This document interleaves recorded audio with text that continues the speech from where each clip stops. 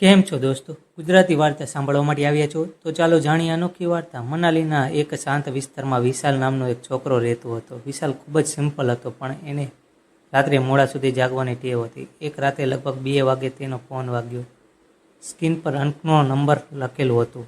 વિશાલે વિચાર્યું કે આટલી રાત્રે કોણ હશે, પણ અંદરથી લાગ્યું કે ફોન ઉઠાવવો જોઈએ. હેલો, બીજી બાજુ ધીમેથી અવાજ આવ્યો. તું મને સાંભળી શકે ને?